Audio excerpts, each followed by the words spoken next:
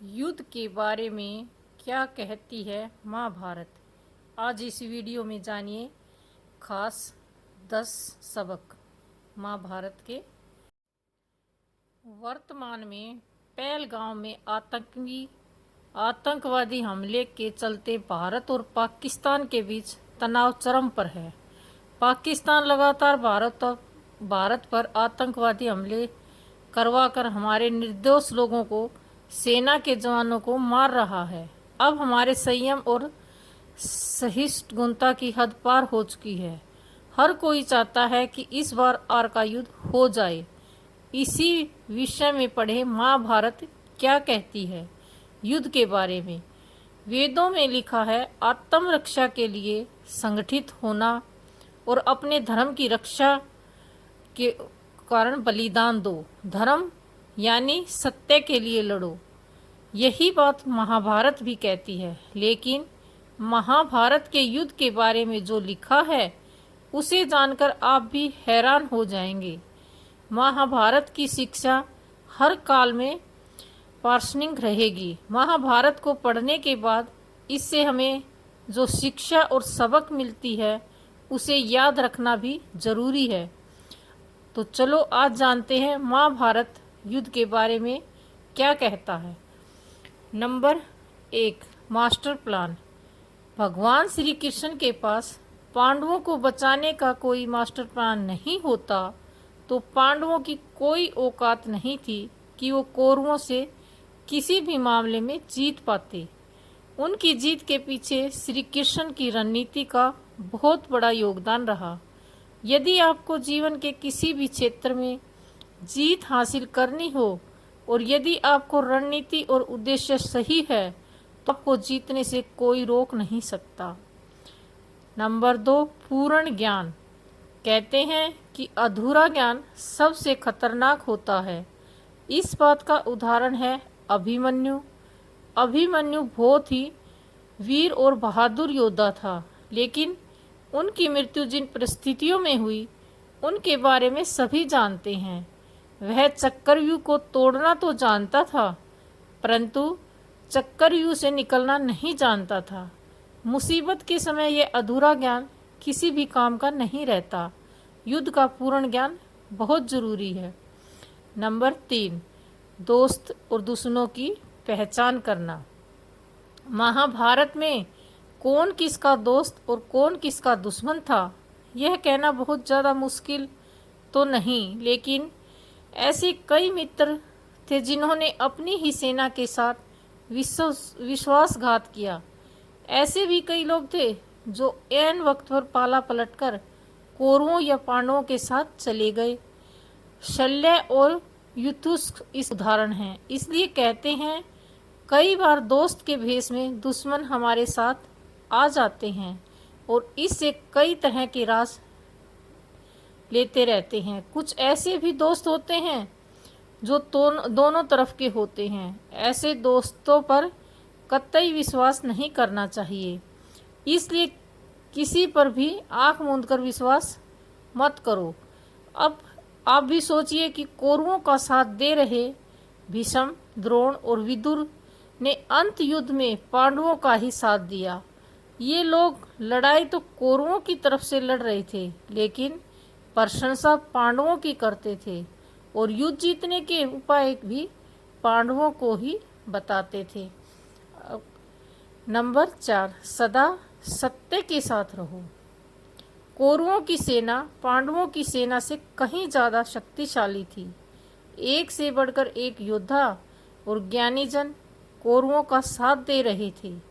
पांडवों की सेना में ऐसे वीर योद्धा नहीं थे।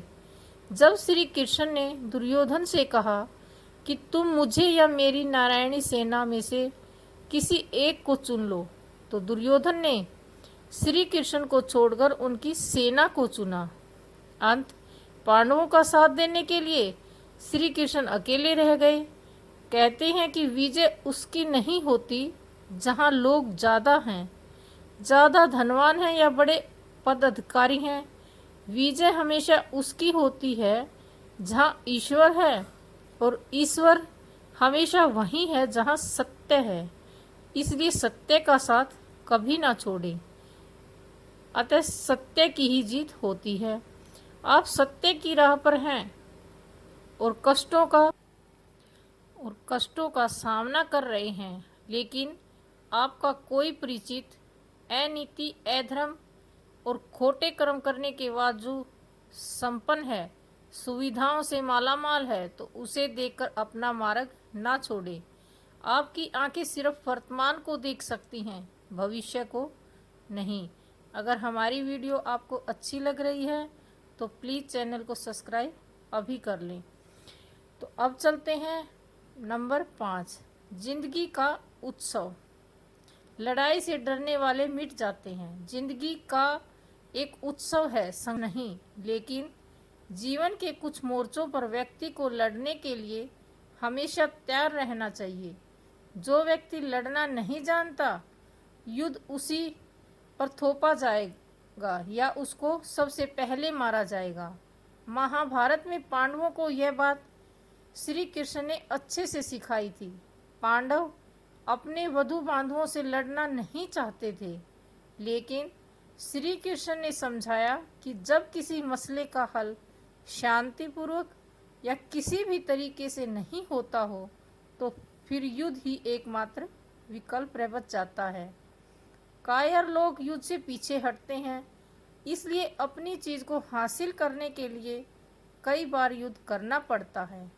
अपने अधिकारों के लिए कई बार लड़ना पड़ता है। जो व्यक्ति हमेशा लड़ाई के लिए तैयार रहता है, लड़ाई उस पर कभी भी थोपी नहीं जाती। अब चलते हैं अगला नंबर 6, अच्छे दोस्तों की कदर करो। ईमानदार और बिना शर्त समर्थन देने वाले दोस्तों आपका जीवन बदल सकते हैं। पांडवों के पास भगवान श्री कृष्ण थे और कौरवों के पास महान योद्धा कर्ण थे। इन दोनों ने ही दोनों पक्षों को बिना शर्त अपना पूरा साथ और सहयोग दिया। पांडवों ने हमेशा श्री कृष्ण की बात को ध्यान से सुना और उस पर अमल भी किया, लेकिन दुर्योधन ने कर्ण को सिर्फ एक योद्धा समझकर उसका पांडवों की सेना के खिलाफ इस्तेमाल किया।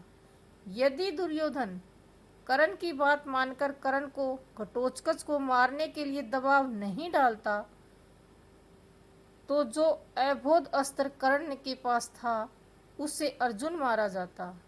यदि कर्ण को पहले ही सेनापति बना दिया जाता तो युद्ध का परिणाम कुछ और ही होता। नंबर 7, दंड का डर जरूरी है। यदि किसी व्यक्ति, संगठन या देश ने आपके ऊपर अत्याचार किया या हमला किया है, तो उसे दंड देने का अधिकार आप स्वयं ही प्राप्त कर लेते हैं। न्याय व्यवस्था वही कायम रख सकता है जो दंड का सही रूप से लागू करने की क्षमता रखता हो। यह चिंतन घातक है कि अपराध से घृणा करो, अपराधी से नहीं।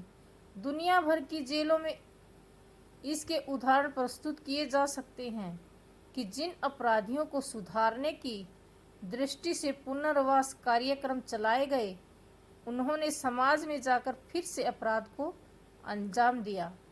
अपराधी हो या आतंकवादी, सभी को हर हाल में दंड मिलना चाहिए। यदि उसे दंड नहीं मिला तो समाज में भी और भी अपराधी पैदा होंगे और फिर इस तरह संपूर्ण समाज ही अपराधियों का समाज बन जाएगा। महाभारत में युधिष्ठिर दंड की बजाय क्षमा में विश्वास करते थे, लेकिन वे भी तब निराश हो गए जब दुर्योधन ने अपने वादे का पालन न करके राज्य में उनका हिस्सा नहीं लौटाया। नंबर 8, छिपे हुए को जानने का ज्ञान जरूरी है। यह जगत या व्यक्ति जैसा है वैसा कभी दिखाई नहीं देता, अर्थात लोग जैसे दिखते हैं वैसे होते नहीं, चाहे वह कोई भी हो। महाभारत का हर पात्र ऐसा ही है, रहस्यमयी। छिपे हुए को जानना ही व्यक्ति का लक्ष्य होना चाहिए, क्योंकि ज्ञान व्यक्ति को बचाता है। भगवान श्री कृष्ण के ऐसे कई योद्धा थे जो छिपे हुए सत्य को जानते थे। श्री कृष्ण ने अपने कई जासूसों को चारों ओर फैला रखा था, जो उन्हें हर समय, हर घटना और हर शत्रु की मंशा की जानकारी देते रहते थे। नंबर 9, गोपनीयता और संयम जरूरी है। जीवन हो या युद्ध, सभी जगह गोपनीयता का महत्व है। यदि आप भावना में बहकर किसी को अपने जीवन के राज बताते हैं या किसी व्यक्ति या समाज विशेष पर क्रोध या कटाक्ष करते हैं, तो आप कमजोर माने जाएंगे। महाभारत में ऐसे कई मौके आए जबकि नायकों ने अपने राज ऐसे व्यक्ति के समक्ष खोल दिए जो राज जानने ही आए थे, जिनके चलते ऐसे लोगों को मुंह की खानी पड़ी। दुर्योधन, विषम, बर्बरीक ऐसे उदाहरण हैं जिन्होंने अपनी कमजोरी और शक्ति का राज खोल दिया था। अब सबसे अंतिम बात, नंबर 10, राजा या योद्धा को नहीं करना चाहिए परिणाम की चिंता। कहते हैं कि जो योद्धा था या राजा हो, युद्ध के परिणाम की चिंता करता है, वह अपने जीवन और राज्य को खतरे में डाल देता है। परिणाम की चिंता करने वाला कभी भी साहसपूर्वक निर्णय नहीं ले